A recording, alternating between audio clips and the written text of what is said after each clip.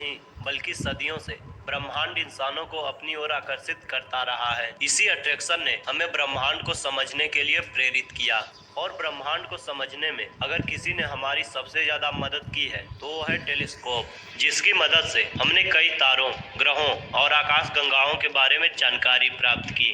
Telescope को बनाने और उसे एक अलग लेवल तक ले जाने में लिपर्से, गैलीलियो और न्यूटन जैसे कई वैज्ञानिकों का हाथ है।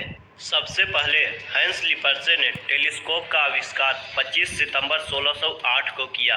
टेलीस्कोप का आविष्कार लिपर्से के छोटे बेटे के कारण हुआ था। दरअसल लिपर्से का बेटा रंग बिरंगे कांचों से खेलता रहता था। एक बार लिपर्से ने अपने बेटे को कुछ कांचों में से एक रंग वाले कांच को अलग करने को कहा, तो उनका बेटा सभी रंगों के कांचों को अपनी आंखों से लगाकर देख रहा था।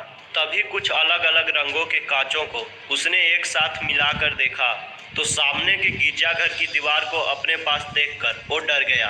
इसके बारे में बेटे ने अपने पिता लिपर्से को बताया और उन कांचों को देखने के लिए कहा।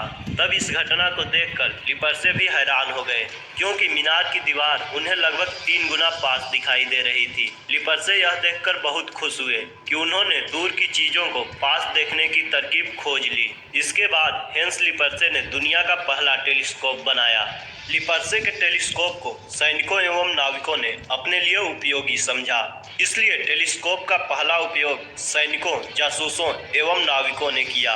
1609 में इटली के महान वैज्ञानिक गैलीलियो गैलीली ने हैंस लिपर्से द्वारा टेलीस्कोप के आविष्कार के पश्चात खुद का एक टेलीस्कोप बनाया और पहली बार एस्ट्रोनॉमिकल ऑब्जर्वेशन में इसका उपयोग किया।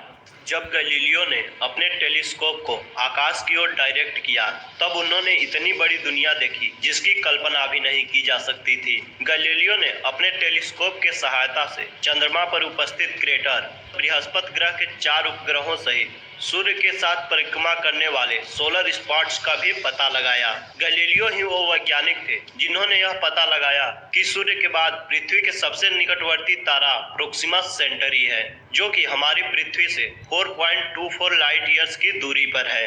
इसके अतिरिक्त गैलीलियो ने हमें शुक्र की कलाओं के बारे में बताया तथा कॉपरनिकस के सूर्य केंद्री सिद्धांत हेलियोसेंट्रिज्म को प्रमाणित भी किया, जिसमें बताया गया था कि पृथ्वी सूर्य के चारों ओर चक्कर लगाती है। गैलीलियो का टेलीस्कोप एक रिफ्रैक्टिव टेलीस्कोप मतलब अपवर्तक दूरदर्शी था। रिफ्रैक्टिव टेलीस्कोप में लेंसों का प्रयोग किया जाता है।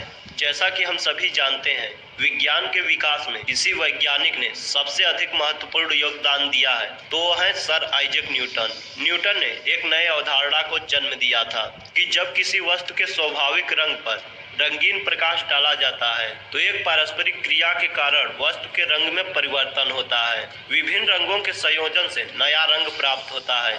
इस थ्योरी को हम न्यूटन के रंग संयोजन सिद्धांत या कलर थ्योरी के नाम से जानते हैं। अपने इस थ्योरी को प्रैक्टिकली प्रूव करने के लिए न्यूटन ने एक विशेष प्रकार के रिफ्लेक्टिव टेलीस्कोप मतलब परावर्तक दूरदर्शी का निर्माण किया, जिसे अब न्यूटोनियन टेलीस्कोप के नाम से जाना जाता है।